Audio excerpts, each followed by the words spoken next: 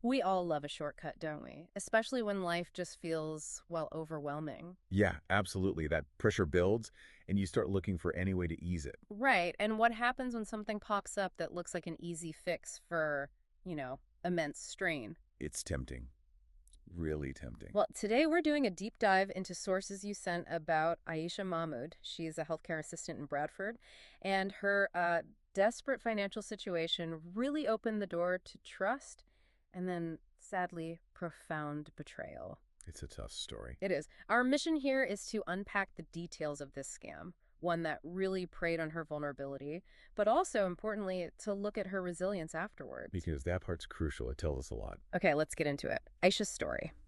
Hmm. It highlights just how susceptible we can become under extreme pressure. Exactly.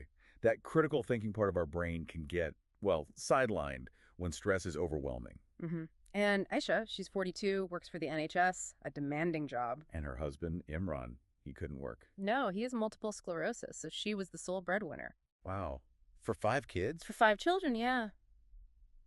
Bills were piling up. She actually used the word drowning. That's how she described it. That level of desperation, Yeah. it really does impact your judgment, doesn't it? You just want some air. You just need breathing room, as she put it. And that's where Ghazala Din comes in. Ah, the introduction. How did that happen? Through a friend, Farah. Farah apparently told Aisha that Ghazala helps people invest. Okay. And Farah claimed she herself was getting returns every month, like clockwork. Said she put in £2,000 and got £200 back monthly. Sounds like a classic affinity fraud setup, using that existing trust within a social circle. It seems like it, because that recommendation from a friend, that's powerful, isn't it? Oh, definitely. It lowers your defenses immediately.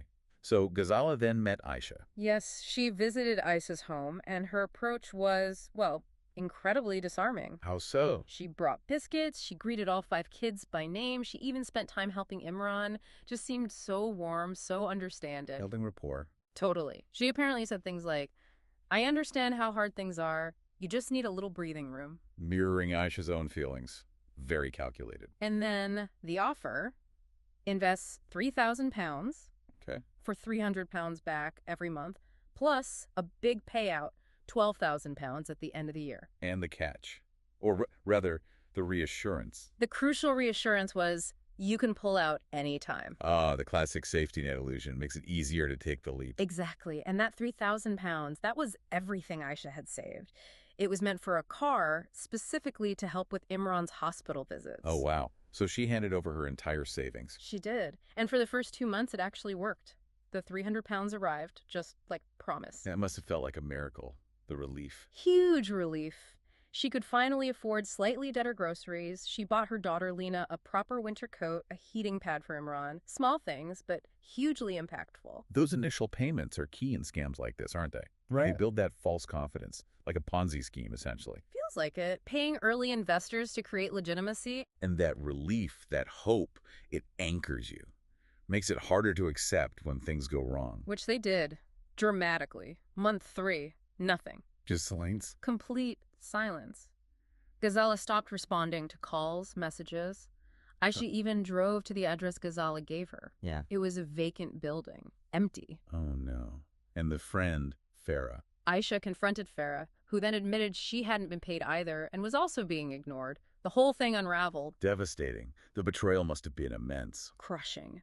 She said her kids saw her despair. Her eldest son, Zain, was furious. Yeah. The youngest, Rafi, was just heartbroken. And the authorities, the police. She reported it, but they classified it as a civil matter. Said there wasn't enough evidence for criminal fraud at that stage. Which feels like another blow, leaving her feeling powerless. Totally. But here's where Aisha's resilience really kicks in. She didn't just, collapse under it. What did she do? She started fighting back. Picked up more shifts at work. Her kids stepped up too. Zain worked overtime. Lena decided to postpone university for a bit to help out at home. Wow, the whole family rallying. Yeah. And Aisha started documenting everything. Messages, emails, bank transfers. She began reaching out, trying to find other victims. Smart. Building a case, essentially. Exactly. She vowed that if the police wouldn't act, she'd go public with it all. That takes incredible strength after being knocked down so hard. It really does. This whole deep dive, for me, it just underscores how these scams cleverly target desperation and how vital critical thinking is, even when an offer feels like the perfect answer. Absolutely. Aisha's situation is a stark reminder of that vulnerability we can all feel under financial pressure. And, how easily trust, especially offered warmly, can be exploited. Hmm. Makes you wonder, doesn't it? How do we get better collectively at spotting these red flags when someone seems so genuinely helpful? That's the core question, isn't it? And Aisha's story, it doesn't end in despair. It ends in resolve. Sometimes the only way to fight back against that kind of silence is to be louder. So as you think about this, maybe consider what kind of strength does it take to turn that pain into a fight, not just for yourself, but for others too?